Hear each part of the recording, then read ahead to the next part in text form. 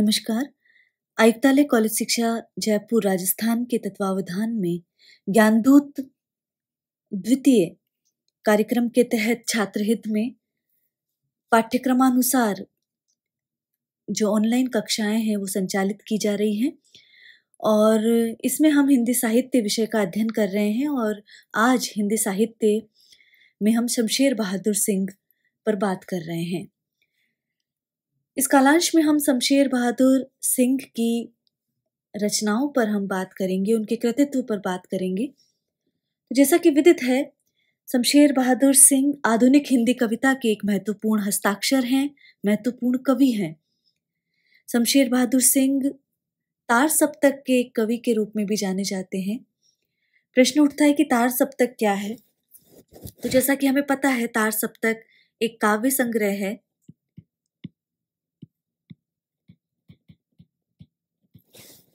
और इसका संपादन अज्ञे के द्वारा किया गया और 1943 ईस्वी में इसका संपादन होता है और नई कविता के प्रणयन हेतु अज्ञे 7 कवियों का एक समूह बनाते हैं और तार सप्तक का संकलन करते हैं। इसीलिए तार सप्तक नई कविता का प्रस्थान बिंदु माना जाता है, क्योंकि एक और जहां पर इस सप्तक से हिंदी काव्य साहित्य में प्रयोगवाद का प्रारंभ माना जाता है और ये प्रयोग के लिए आग्रही कवियों का समूह है। तो तार सप्तक की जब बात की जाती है तो इसमें गजानन माधव, मुक्तिबोध, भारत भूषण अग्रवाल, प्रभाकर माचवे, गिरिजा कुमार माथुर, रामविलास शर्मा और अज्ञे 7 कवि इसमें शामिल हैं और तार सप्तक का प्रकाशन भारतीय ज्ञानपीठ द्वारा सन 1943 ईस्वी में किया गया। जैसा कि विदित है, भारतीय ज्ञानपीठ भारत में साहित्य संबंधी गतिविधियों के संवर्धन और संरक्षण के लिए कार्यरत सबसे प्रमुख और प्रतिष्ठित संस्थान है। तो भारतीय ज्ञानपीठ द्वारा जो तार सप्तक का संपादन जो है, प्रकाशन जो है, वो 1943 में किया जाता है और संपादन अज्ञे करते हैं। इसी क्रम में जो दूसरा सप्तक है वो भी 7 कवियों का उसमें भी संकलन है और 1949 ईस्वी में अज्ञे इसका संपादन करते हैं दूसरे सप्तक का।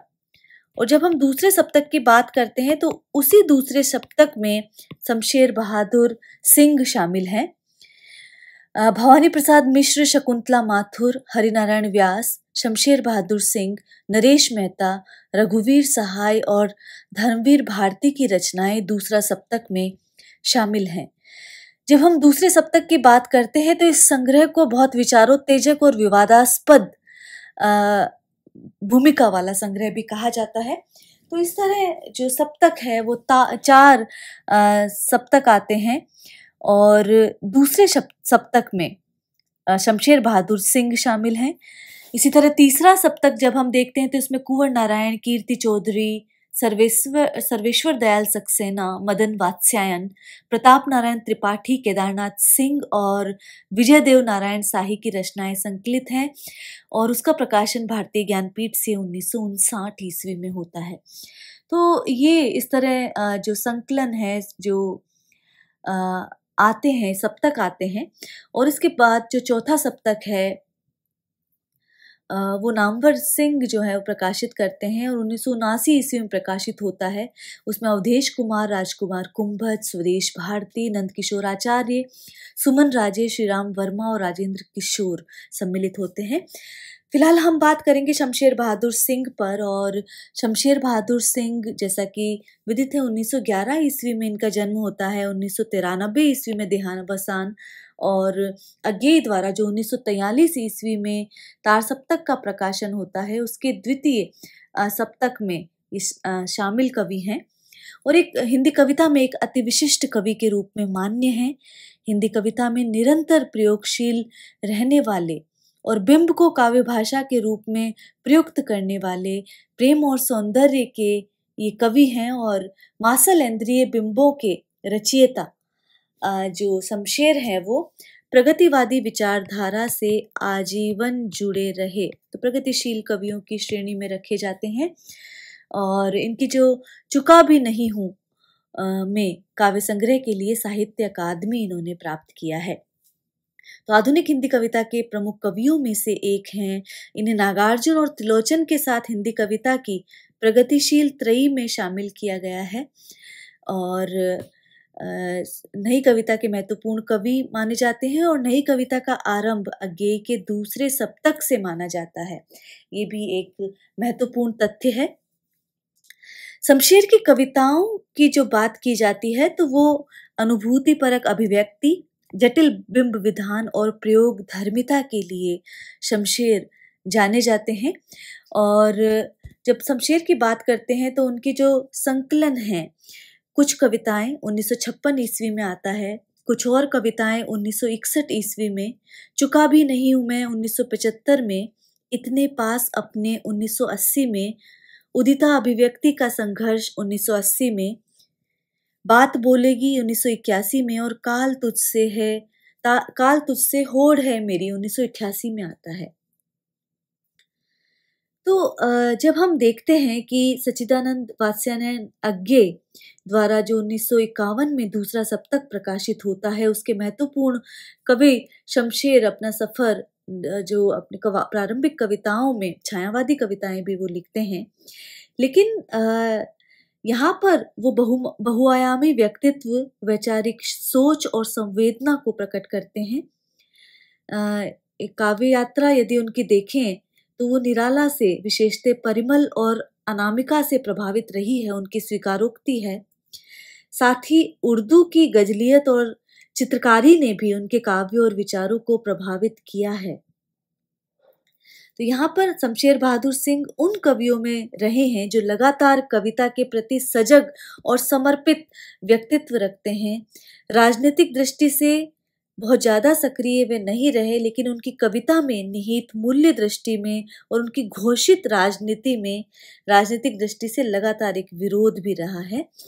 तो यदि हम कुछ कविताएं 1956 ईस्वी में जो प्रकाशित होता है उसकी बात की जाए तो उसमें 1956 से लेकर 1958 तक की रचनाएं इनकी संकलित है। 1959 ईस्वी में ये संग्रह आता है।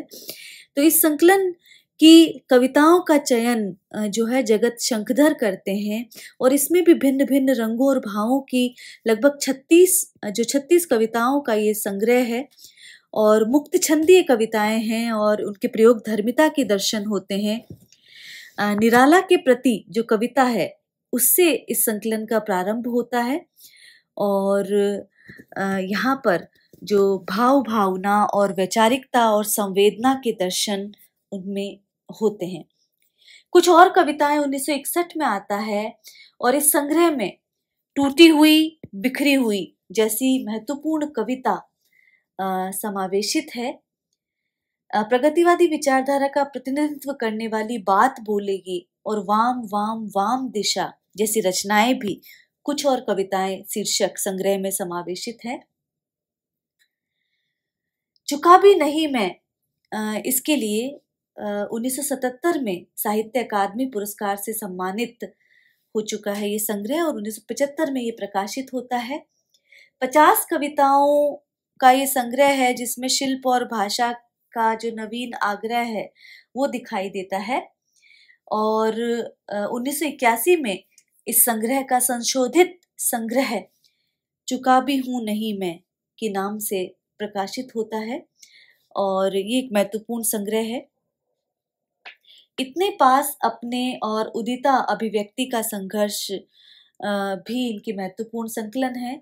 उदिता संग्रह जो है शमशेर का एक विशिष्ट संग्रह माना जाता है और इसमें यदि हम देखें तो वो कहते हैं भूमिका में कि मैं अपने पास से बातें करता हूँ, हम सब एक ना एक क्षण में करते हैं बेमानी बातें, खाम ख्यालियां, बेसरपेर के कुलाबे, उनका कोई छंद नहीं होता, उन सब में कहाँ ठहराव और फैलाव और थाप और गिराव भी होता है, कहीं स्टेंजा बनता है और कहीं पेरा। तो ये वो उदिता अभिव्यक्ति के संघर्ष में वो कहते हैं।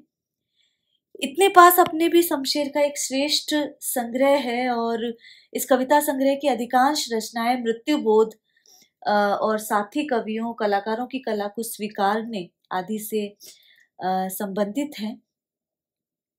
बात बोलेगी की बात जब हम करते हैं तो इस संग्रह में शमशेर की वे कविताएं संकलित हैं जो स्वतंत्रता आंदोलन और प्रगतिवाद मार्क्सवादी विचारधारा को प्रकट करती हैं।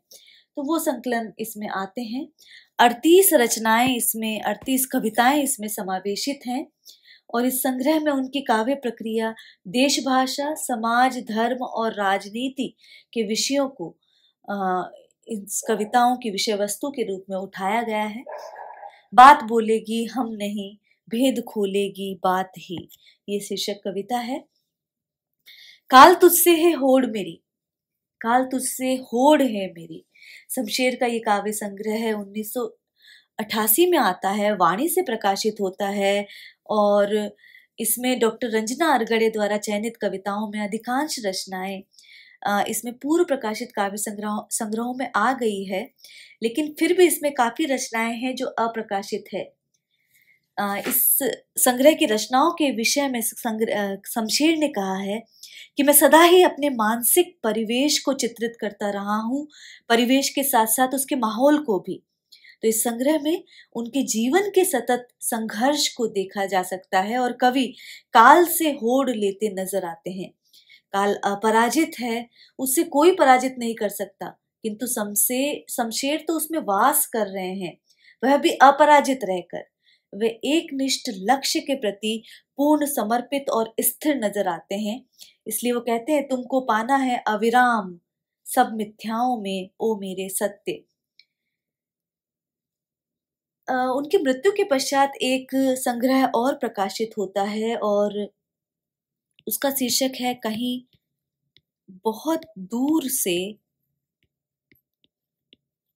सुन रहा हूं, कहीं बहुत दूर से सुन रहा हूं, ये शीर्षक है। और ये 1995 में 1995 में ये संग्रह आता है।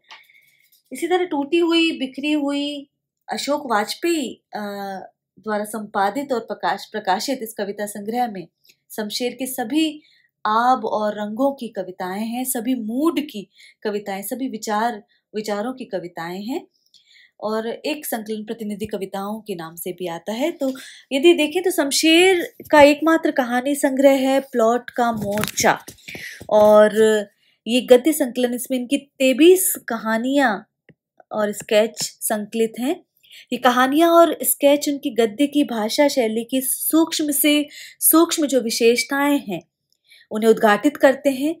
उनकी गद्य भाषा का रूप देखें तो वे चौकोर चमक, सूर्य की रोशनी को जो तकिए के सिरे पर पड़ रही थी जरा खिसक गई है, इस तरह के प्रयोग वो करते हैं। बहुत नए प्रयोग वो करते हैं। तो दुआब उनकी आलोचनात्मक कृति है। उनका समग्र गद्य कुछ गद्य रचनाएं और कुछ और गद्य रचनाएं नामक पुस्तकों में संग्रहित है। उनके गद्य में पूरी काव्यमयता है, सौंधापन है। उनके गद्य को देखकर ऐसा लगता है कि वे मन ही मन इसका स्वाद लेते हैं। तो ये एक महत्वपूर्ण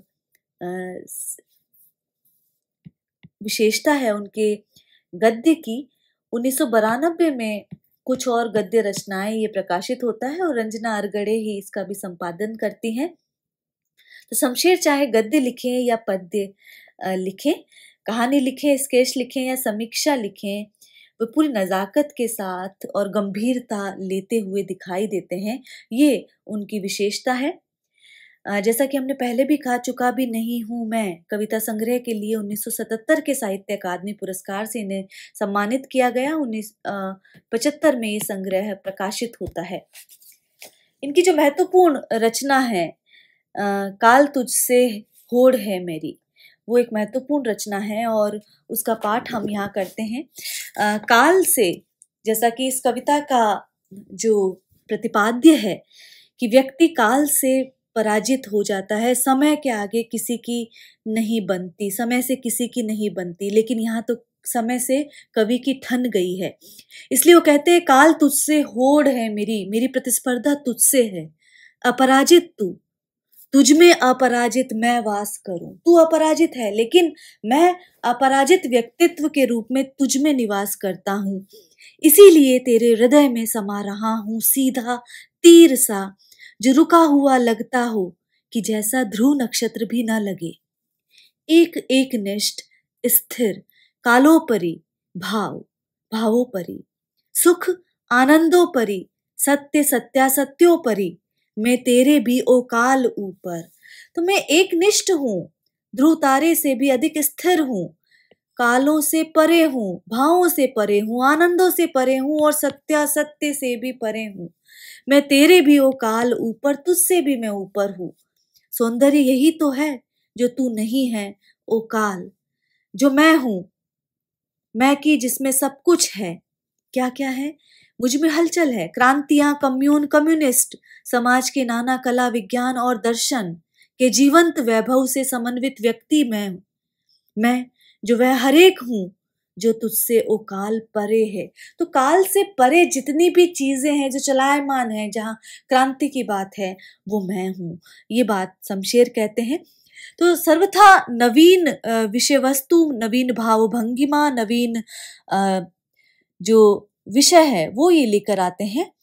और शमशेर की कविता सीधी विचारधारा की कविता है ही नहीं। इसीलिए रामस्वरूप चतुर्वेदी वो कहते हैं कि जीवन के कटुतम संघर्षों को लेकर उन्हें कविता में एकदम तरल बना सकना शमशेर बहादुर सिंह के काव्य व्यक्तित्व की पहचान है। और इस रचना क्षमता का बराबर अप्रदर्शन कवि का चरित्र, जहां प्रगतिवाद, प्रयोगवाद और नई कविता के तत्व के रूप में घुल मिल जाते हैं, वहीं चित्रकला, संगीत और कविता मिलकर उनके यहाँ रचना संभव करते हैं। तो वो प्रदर्शनवादी नहीं रहे हैं। वो अपनी टेक्निक में एजरा पाउंड को अपना आदर्श मानते हैं, निराला और पाउंड को वो अपना आदर्श मानते हैं। तो इस तरह अनेक वो कविताएं नई शैली में लिखते हैं। और शमशेर की कविताओं में विचारों का निषेध है, ये स्वयं नामवर सिंह कहते हैं। और नामवर सिंह कहते हैं कि संभवतः वे इस आदर्श को मानते हैं कि कविता को कभी मत प्रकट नहीं करना चाहिए। विचारों का निषेध और भावनाओं का अनुशासन करने के बाद इंद्रिय बोध ही बचते हैं, जहां यथा तथता का निर्वाह संभव है। और शमशेर की कवित्व शक्ति के प्रसार का यही प्रकृत क्षेत्र है। मलियज कहते हैं कि शमशेर मूड्स के कवि हैं, किसी विजन के नहीं। उनकी कविताओं में कोई विजन नहीं है, कोई दृष्टि नहीं है, वो मूड्स के कवि हैं। और उनका मूड उस व्यक्ति का मूड है जो हमारे आपके समाज में उसकी संपूर्ण विसंगतियों, विडंबनाओं, यानी एक शब्द में कहा जाए तो यथार्थ के बीच रहता है, उन्हें भोगता है, उन्हें जीता है। ये मलियज का मानना है। और डॉक्टर नामवर सिंह का निष्कर्ष है कि शमशेर के लिए इतना ही काफी है कि वह कवि हैं, सिर्फ कवि, विशुद्ध कवि, न शुद्ध कविता का कवि, न कवियों का कवि, न प्रयोग का कवि और न प्रगति का ही कवि। कुछ ऐसे कवि होते हैं जिन्हें हर विशेषण छोटा कर देता है। और इन्हीं अर्थों में यदि कहें तो रामविलास शर्मा कहते हैं कि सारे विचारधारात्मक आत्मसंघर्ष और द्वंद्वात्मकता के बावजूद वो सिद्ध कवि हैं। तो सिद्ध कवियों की श्रेणी में शमशेर रखे जाते हैं। शमशेर ने कुछ अनुवाद भी किया है, पृथ्वी और आकाश, जो रूसी के अंग्रेजी अनुवाद से, जिसके मूल लेखक वांदा वैसिल्युस्का हैं। षड्यंत्र अंग्रेजी से अनुवाद किया है, कामिनी उर्दू से, हुश्रू पी कहाँ उर्दू साहित्य का संक्षिप्त इतिहास लिखा है। तो इस तरह जो महत्वपूर्ण काम उन्होंने किए हैं।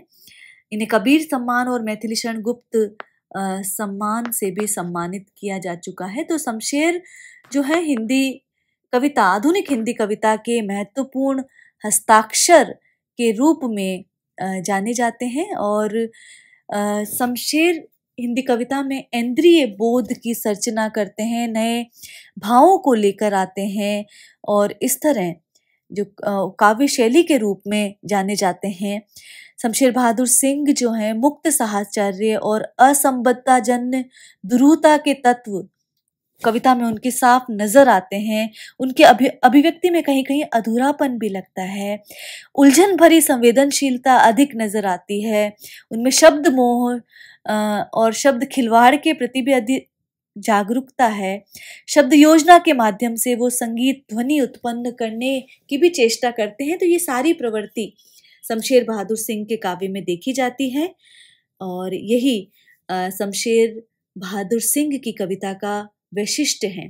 तो दूसरे सप्तक के महत्वपूर्ण कवि हैं और अपने विभिन्न संकलनों, जिसमें हमने बात की काल तुझसे है होड़, मेरी और टूटी हुई बिखरी हुई प्रतिनिधि कविताएं, बात बोलेगी, इतने पास अपने, उदिता अभिव्यक्ति का संघर्ष और कुछ कविताएं, कुछ और कविताएं इनके महत्वपूर्ण संकलन हैं।